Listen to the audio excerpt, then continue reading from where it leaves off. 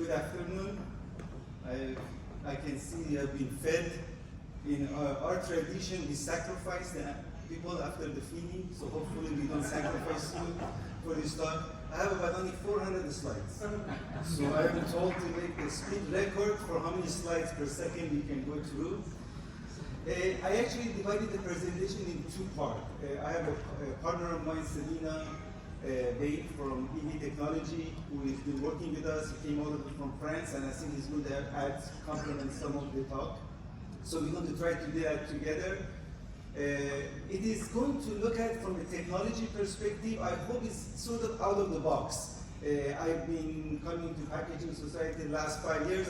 I look at it from an end user side and how it disrupt the industry, and hopefully it's good thought process for you. So it's outlined in 3 sections. We give you a little bit view of technology, what are the trends, and as I mentioned, I'm not discuss what is the packaging, but what is the end user are using and why packaging going to play a key important role in this area.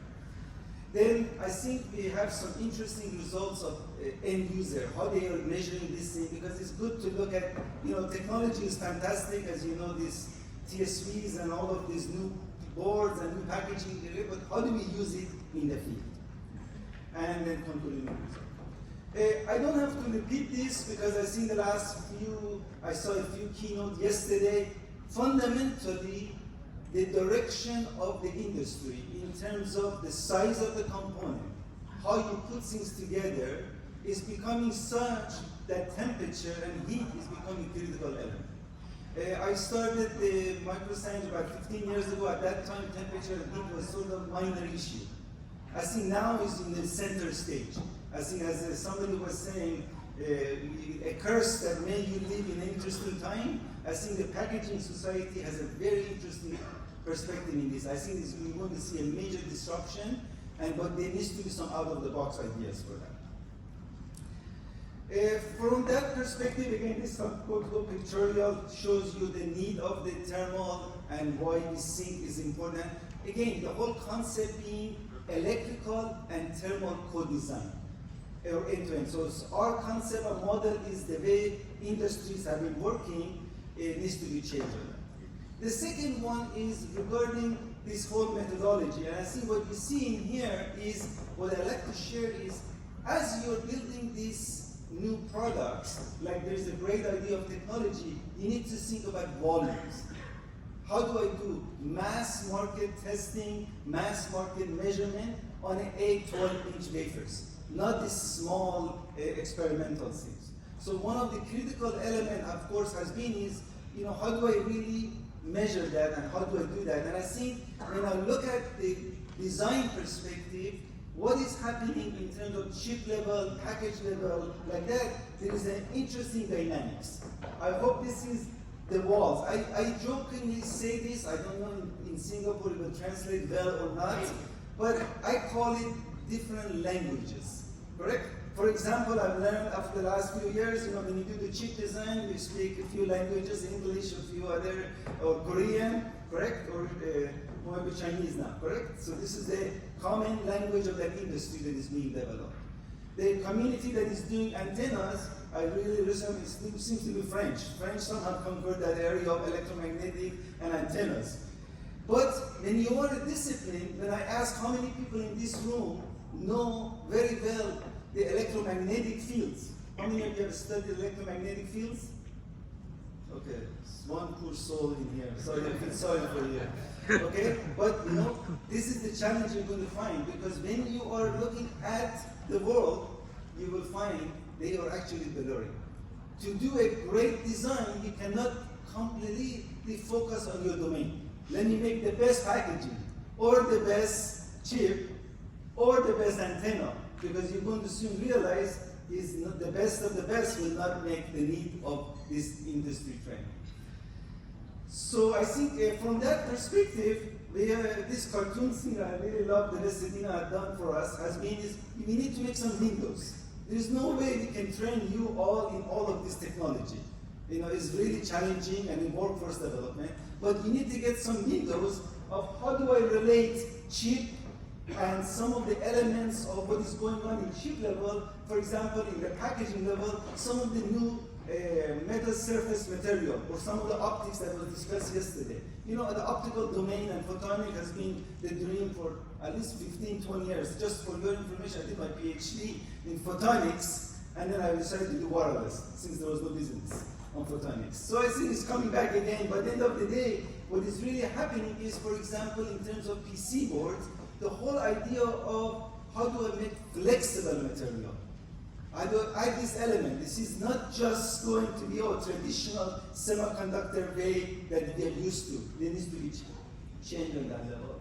And in terms of chip level, it's very clear. You need to look at modeling that most of you who do design chips, but they need to connect it to measurement tools.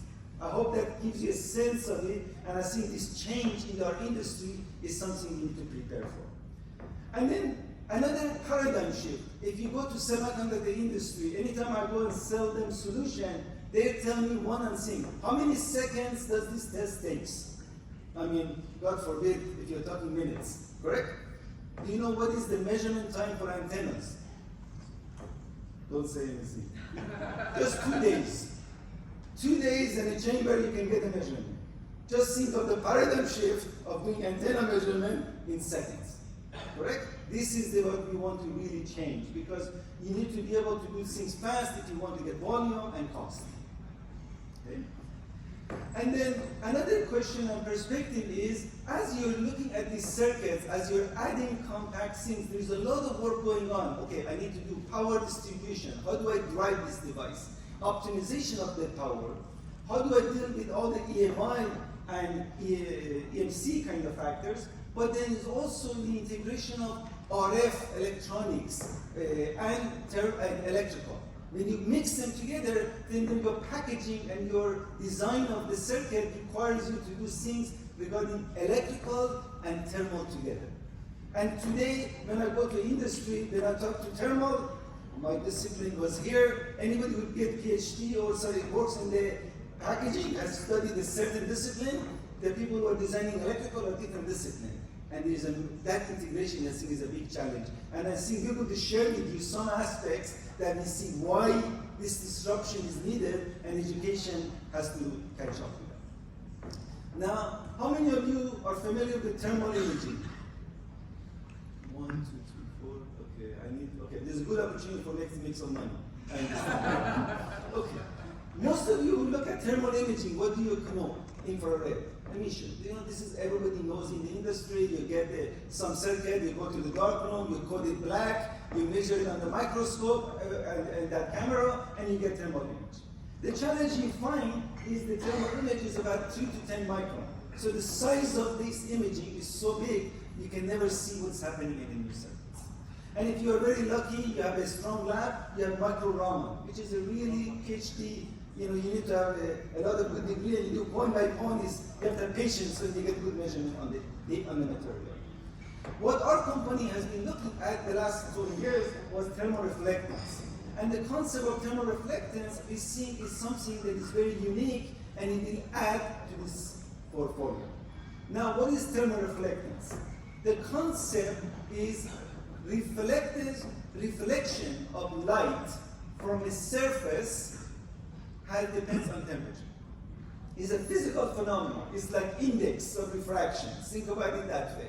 I hit some surface, whatever comes back, the intensity changes by that. It's something that has been around the human nature forever and ever, has been in commercial for many time. There used to be the PhD student for my brother who started this in the university, spent a couple of days to do the measurement of thermoreflectance. Correct? So we decided, being in the Silicon Valley, we need to make money.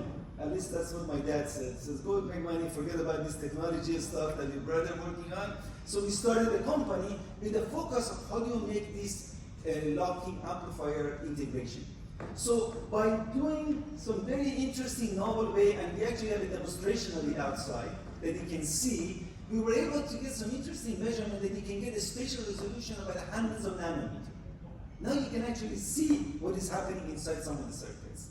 But more importantly, you can get transient time of nanosecond or picosecond.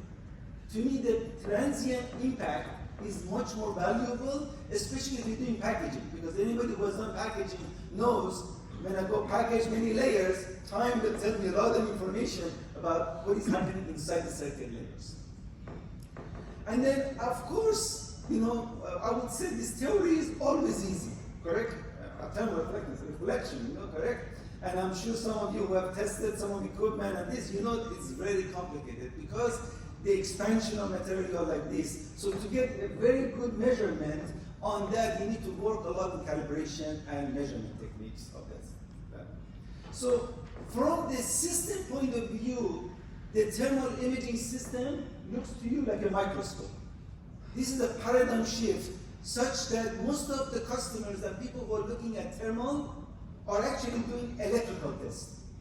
And the same setup that they're doing pulse, electrical, RF, or some other measurement, because that's advanced. Look at the electrical measurement advancement in the last 20 years. We are converting that to atom. Then you can add that, then you can leverage both electrical and thermal. And then the part that is very important from transient, and this is a factor, is the following. If I have a material, for example, silicon, and I have 1 micron, it takes 2.8 nanoseconds for it to transit. Law of physics of this exists. If I have silicon oxide, about 300 nanoseconds. So this information of how time and energy propagates is very important factor, and we are using it for our model. So this is an example I will share with everyone, because when you look at the package, you can design the most beautiful GaN power electronic. Just for your information, GaN power is a critical element. But you need to attach it to a substrate, then you need to attach it to a board. By the end of the day, you need to attach it to some heatsink, God help you. The amount of energy of that you need to get out of that little half a micron junction, by the time it gets out, is a long way time frame. So this is a transient time on the right that can show you, can give you a perspective if you have issue with any voids, any package issues like this, because that's an important factor we think like that.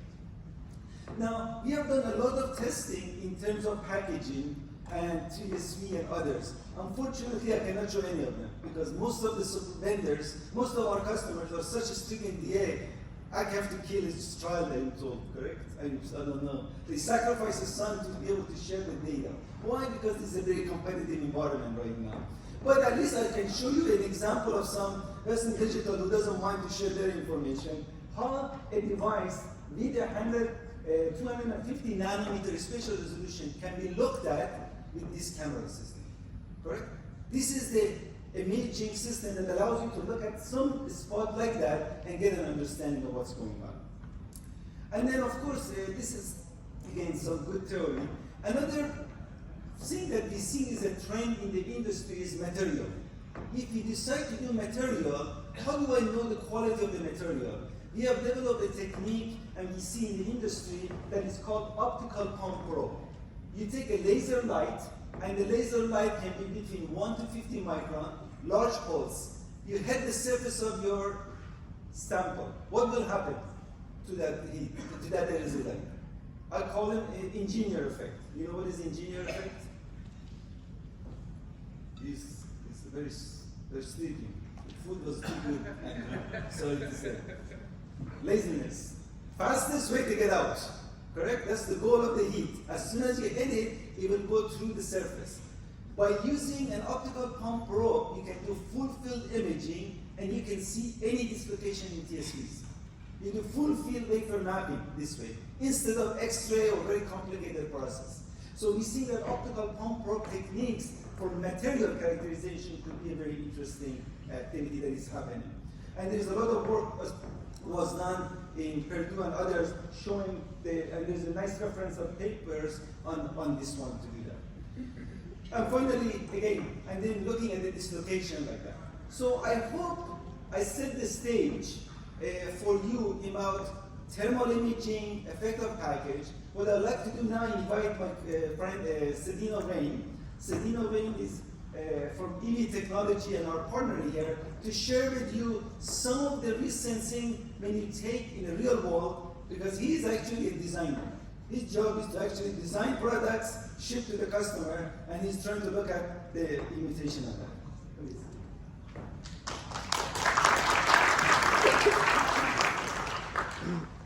Thank you for the introduction, and thank you, Chairman, for organizing this session. So, Mo has highlighted the most important attributes of thermal imaging.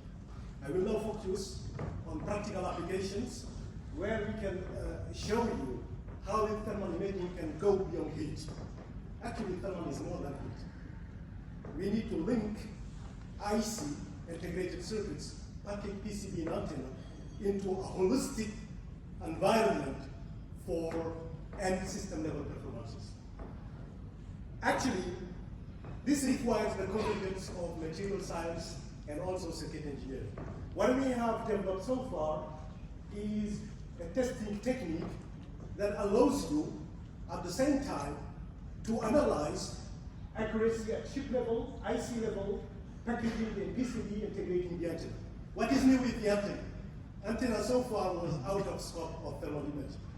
What we have demonstrated is the possibility to use thermal imaging for measuring the antenna radiation. And this is very new because it gives you the possibility to see the hot spot. This is a waveguide emitting the TE10 mode, and you can see in real time, in time domain, the propagation of waves.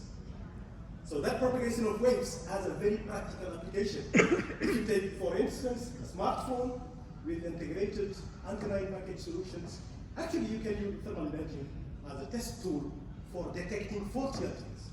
This is a very practical application where you can see detection of faulty antennas in an array of 4 elements. So L1 is heating up less than the other elements. So it is very fast, it can be deployed in a production line, and it only takes a fraction of a second to be tested. This is very important because it will drive front-end modules both in sub-6 and millimeter wave applications, where the antenna is very important. You need to bring the antenna into the game of designing the front-end module because the matching of the antenna, the tuning of the antenna will play an important role and will require electronic devices to be able to get the full functionality of the system. And also, the business is very, very critical. You see here in this picture, Wi-Fi 4 to Wi-Fi 4, 5, and 7 is growing exponentially. Meaning that actually, in the front-end module, both in sub-6 and 10 gigahertz applications, you need to go beyond the packaging. You need to take into account the antenna. An antenna is a very specific element because people who are handling antennas are using electromagnetic fields, Maxwell equations, and they are dealing with some parameters that cannot be seen and visible. So you need actually to deal with another design practical application, which is the requirements for agile connectivity, because in the front-end modules for sub-6 applications, you have actually several frequency bands, you need to integrate filters, you need to have duplexes, you need to be able actually to go from Bluetooth to Wi-Fi to actually also a connectivity with bypass modes, and this requires power handling, and it's extremely critical. So what I have tried to illustrate here is 2 types of packaging that you know very well. One of them is the flip chip, mainly wafer level chip scale packaging, and the other one is a lead frame based on wire bonding. And wire bonding and flip chip also has very critical impact on the thermal.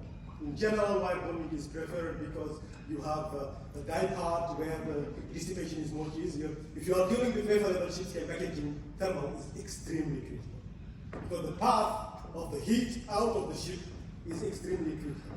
And that requires a modeling approach combined with measurements. Why? Because if you want to do a holistic analysis today, it's not possible. Why it's not possible? Because of lack of unified CAD formats. People who are designing chips use what is called GDS files or open access databases. People who are designing PCBs use Gerber files, .mdd files. People who are dealing with multi-chip modules, package level, are using what is called .mce modules or multi-chip modules or .SIP, system in package profiling. So even if you want to get this into one single environment, it's not possible. Why it's not possible? Because you need to get these format files into a uniform platform. And Cadence with Keysight and very advanced EDA tools are working on unifying this format through JEDEC standardization, but it's still very challenging. And even if you do that, it is not possible to simulate the whole system in one single shot. It requires several hours or even several days to get one single point simulation from the electrical, mechanical, and thermal point of view. So then, we need a partitioning strategy. Divide and conquer analysis, where the complete system is divided into smaller pieces. You simulate each piece separately and you combine them together. So then, measurement is very important because at the end of the day, simulation is reliable enough to be close to the reality. So this is why, in the approach that we are proposing with Microsanj, you need to combine measurement and simulation together.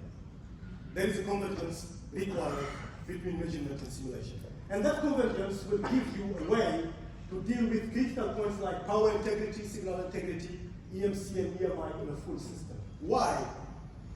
Because first of all, you need power integrity. Power integrity means that you need DC coming into the system. DC is power, because batteries are DC. If the power is not there, nothing happens. If the power is in, then the current starts flowing, and then it will find discontinuities in brackets, and coupled together, then comes in what is called signal integrity. Generally, this is done sequentially. Power integrity, signal integrity, EMC and EMI. The reality is not sequential. Reality is global and requires to get these power, signal, and EMC and EMI treated from a global perspective, from a holistic view. And that holistic view requires out-of-box thinking. So this is a practical application of Wi-Fi module that we have done with Dr. Hank Drum that is also available here to show you practical applications from the Wi-Fi. This is actually a Wi-Fi module that we have measured in real time, switching based on video streaming operation. So you can see in real time how the current is flowing inside the circuit, and you can see actually how the Wi-Fi module operates in real time. And that is highly interesting because in Microsanj system, you can operate the Wi-Fi and see in time domain how the current is flowing and what the temperature rise is. So why this is important?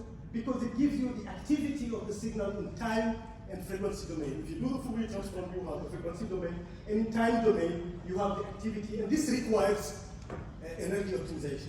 If you know how the current is flowing, then you can optimize the material.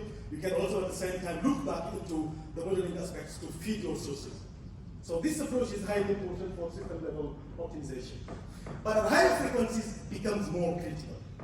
Why? Because handling of power is extremely challenging for reliability tests. And one of the challenges of design community is how to do power combining to divide a complete PA into smaller pieces where the power is better handled. And this power combination and power splitting or power energy efficient, power hungry chips requires hybridization between different technologies.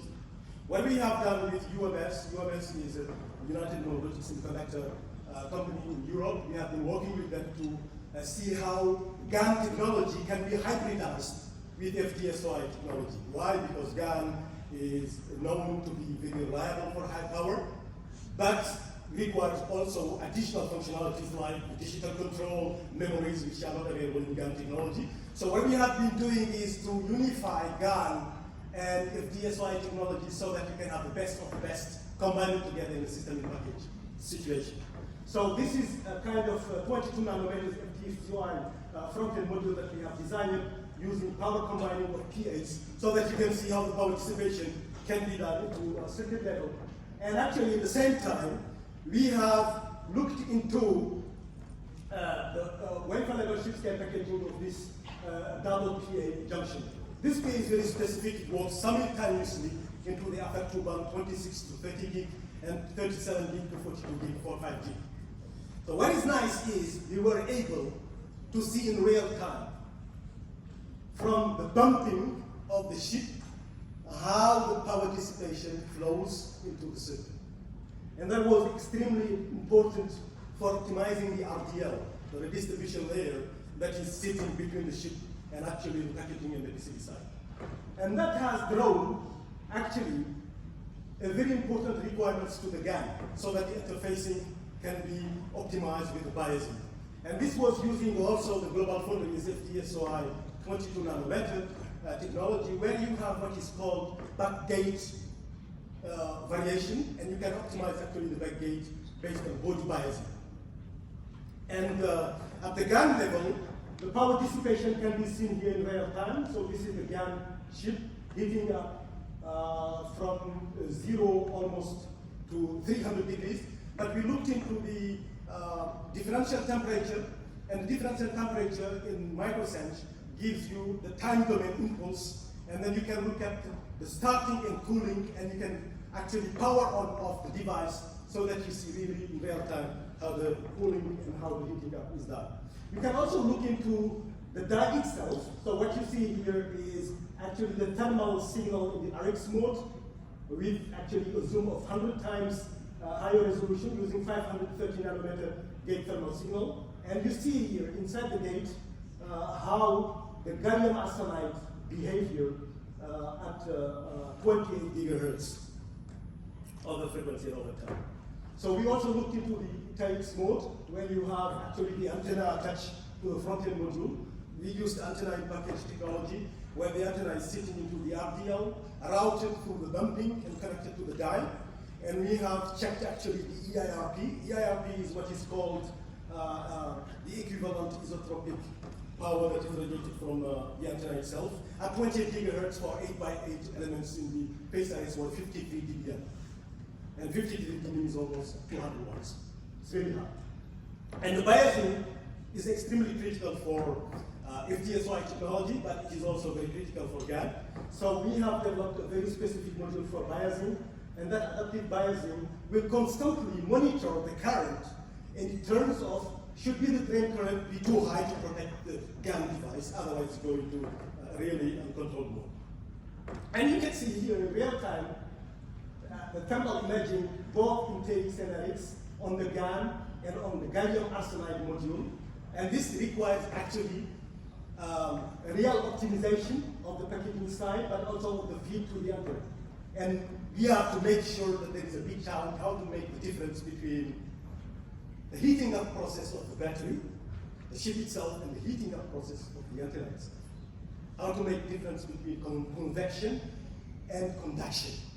And that requires, on top of the imaging analysis, bringing cognition to the testing. Because actually as power increases, there is a limit. And that limit is known by Landauer in 1961, who has established that the minimum amount of energy that you can get from a switching of a bit is K time T, time the logarithmic of 2. You see here the important parameter with this T. Temperature is actually giving you the minimum power dissipation that is required.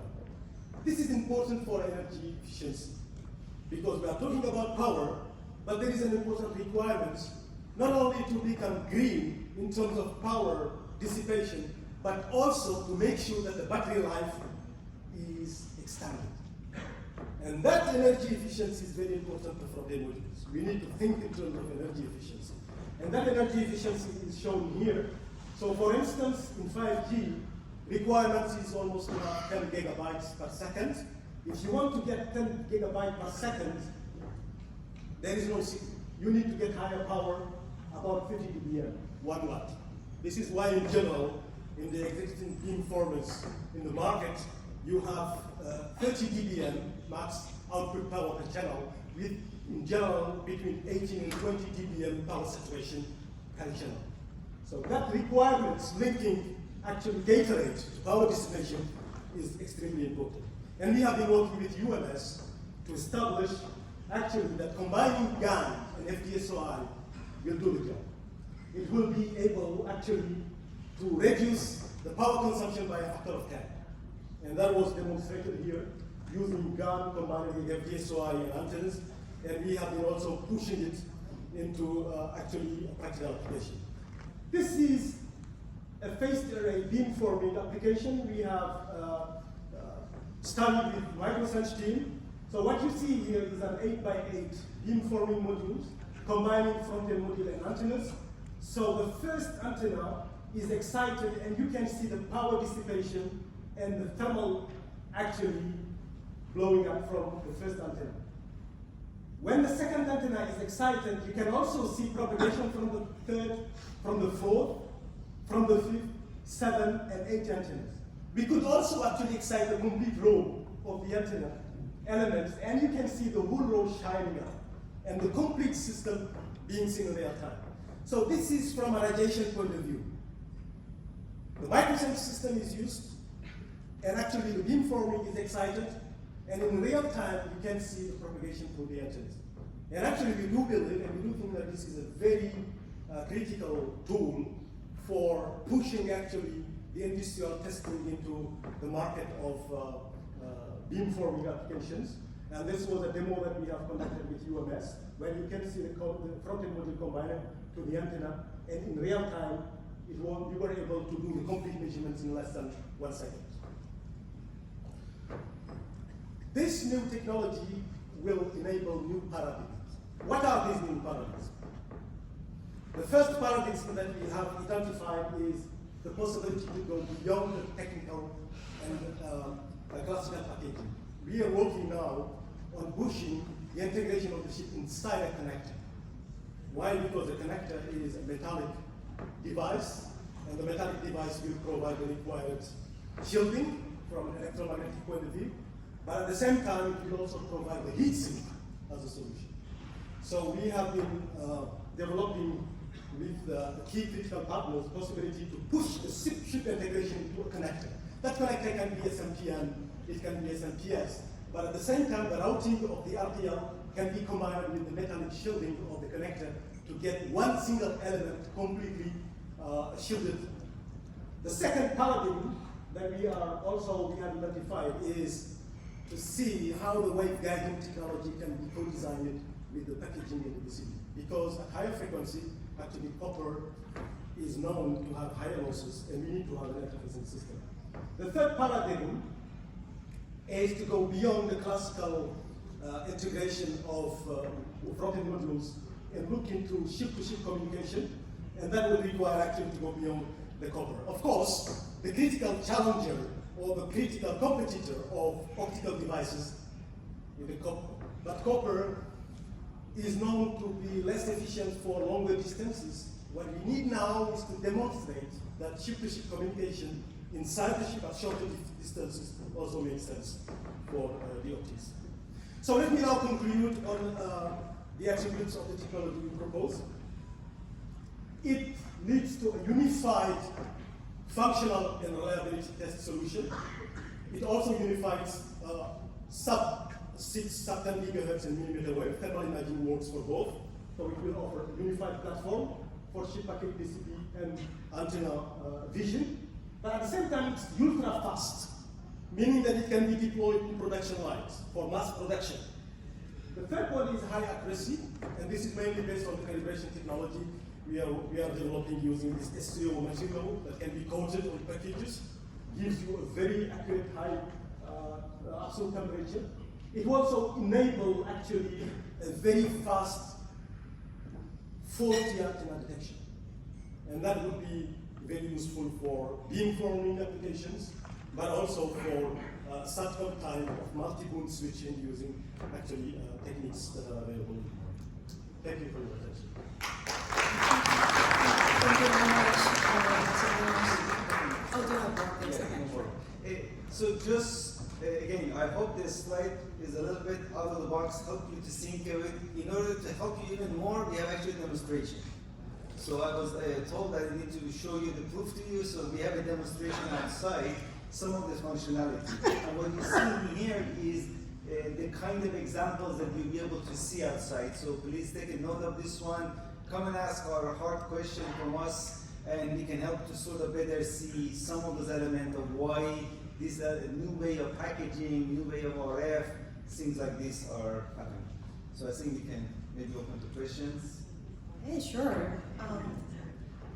we are open to the questions to audience. Easy questions are for me, hard ones are just to make sure. I brought my muscle. So. Okay, so yeah, we are open to the questions from audience.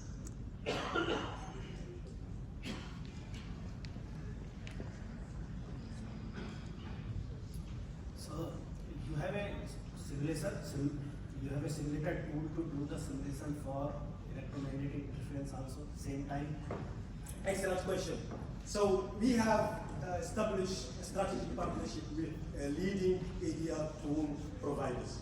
We are working with Keysight and also with actually ANSYS, with CST in Europe. So what we have done is we have built a complete Chip-Package-PCB-Antenna system.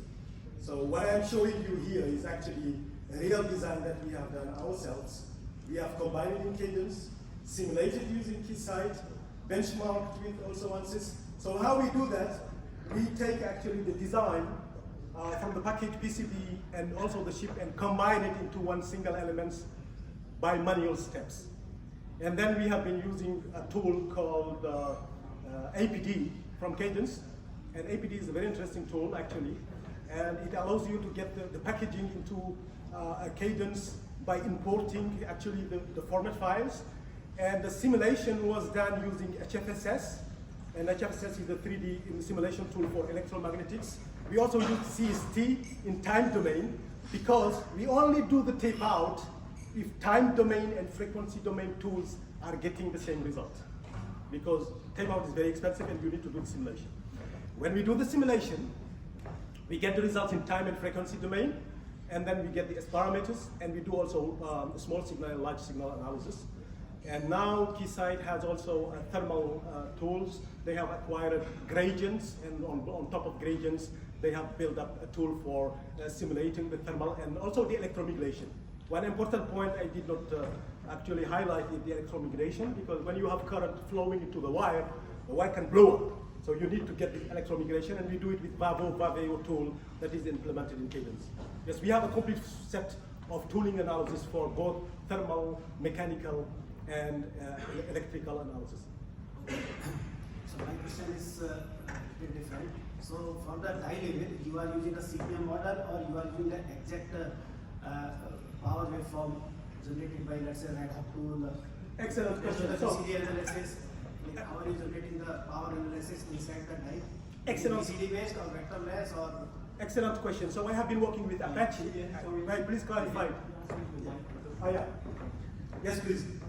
Okay, so I'm coming to the real question related to EMI. So you are using the CPM model of Red Hawk, generated by Red Hawk or Voltas or any other tool doing the power analysis based on the BCD based analysis or a vectorless method? Yeah, I know very well Red Hawk because I have been working with Apache. Apache was the first who initiated Red Hawk and then acquired by Security. I worked with Security for this activity model when it was proposed for the first time. So what we do is, in general, the switching time model is imported into a test bench in Virtuoso.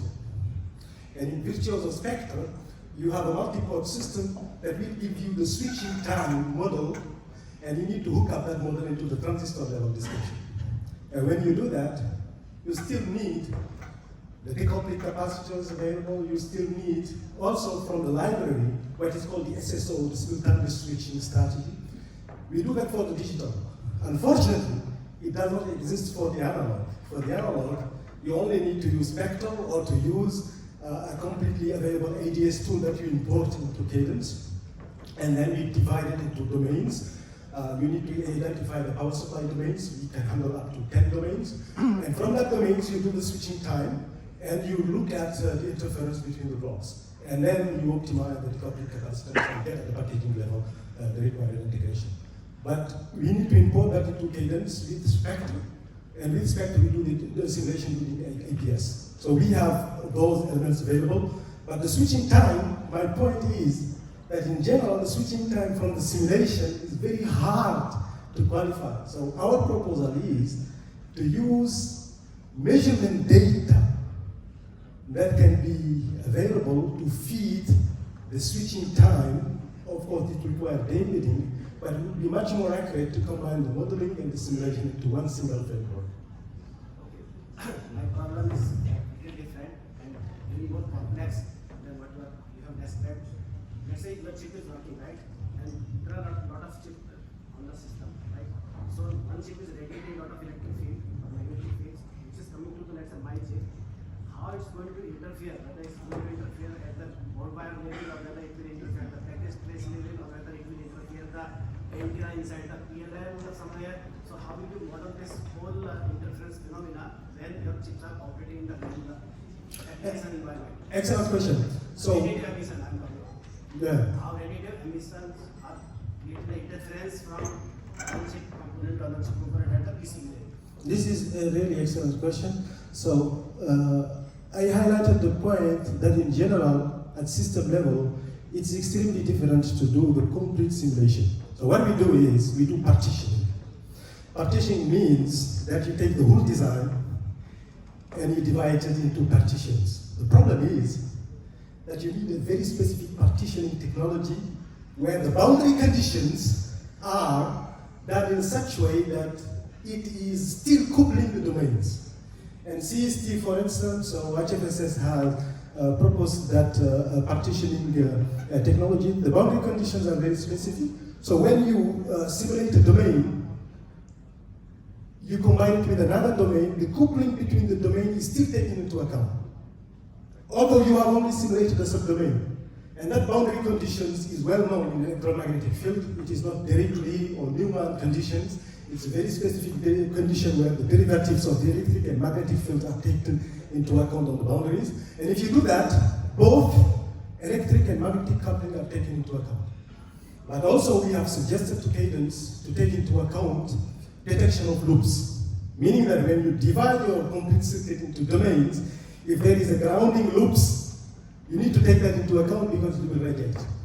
But this partitioning technology, I will be very happy to discuss with you in detail because it was already implemented in ADS. It is now also implemented in Cadence. It gives you a possibility to partition a complex circuits into subdomains, simulate each subdomain separately, combine them together and take into account the coupling. So I think we can get more Q&A from the other audience. Do we did have a question from that side?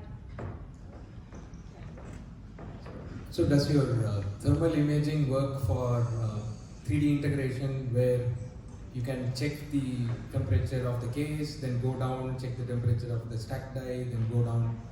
Like, does it have some focus control, depth control? So the best way to look at it is, since it's a locking transient, we can actually map exactly as the heat goes through the layers, so you can see exactly which interface or through the package. So having a very fast transient allows us to look at chip and look at the actual solder, look at it inside the chip, like HSV, so each layer can be marked. That's the transient capability that I showed you. Okay. Can we have one or two questions?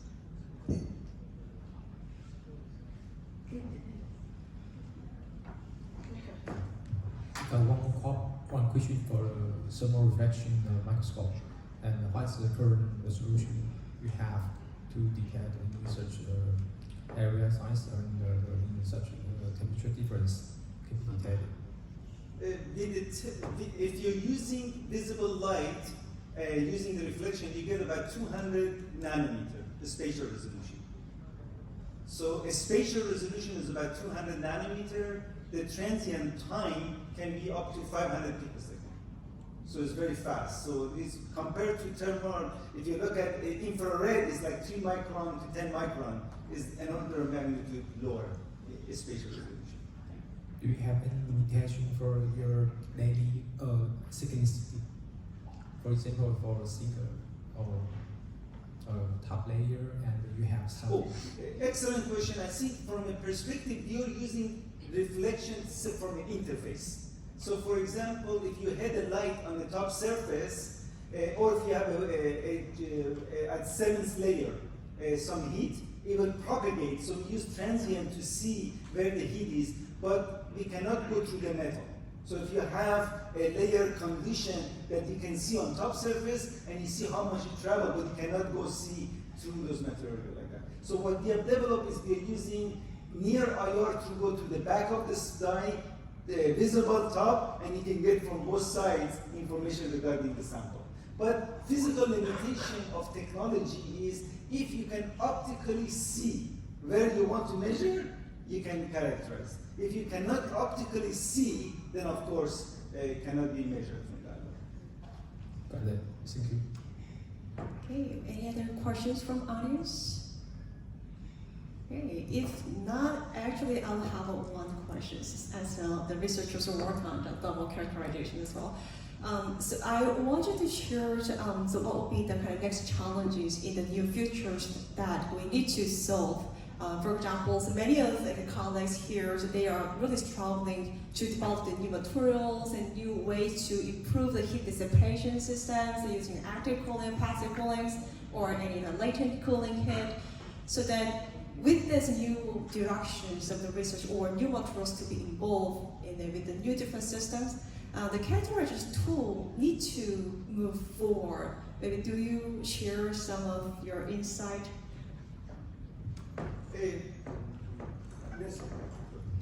So we will have the opportunity to discuss actually a strategic partnership that we have developed with leading academic institutions in Europe in the next session. But this is a very important question on how the tooling can actually go beyond the available functionality, especially if you are dealing with cryogenic type of measurements with low temperature and high temperature, and if you want also to combine several probing systems with the measurements, and that require actually to go on a better integration between software and hardware. And I know that Microsanj has also some very strong experience on that. Yeah. No, I think that the whole issue of optical pump probe, these are the new technique. And also like any other technology, I think that we cannot just use thermoreflectance or any one solve everything. Being able to go between technology and look at it holistically is the fundamental. And I think that one of the key challenges I think we see is the traditional way of chip design and package design is changing. Some of the novel ideas of how the new thing is to be done, I think is impactful. So we think that our kind of measurement tool is one of the novel ways, but that's the kind of thing we need to push. How do I go to the material that I cannot see? How do I get to electromagnetic? How do I go this? And that's to get the fundamental results. Yeah. So, madam, I just want to clarify because there was a very good question on the partitioning. The boundary conditions name is Robin's boundary condition. If you take Robin's boundary conditions, then you can take partition a complex circuit and get the coupling. Robin's boundary conditions.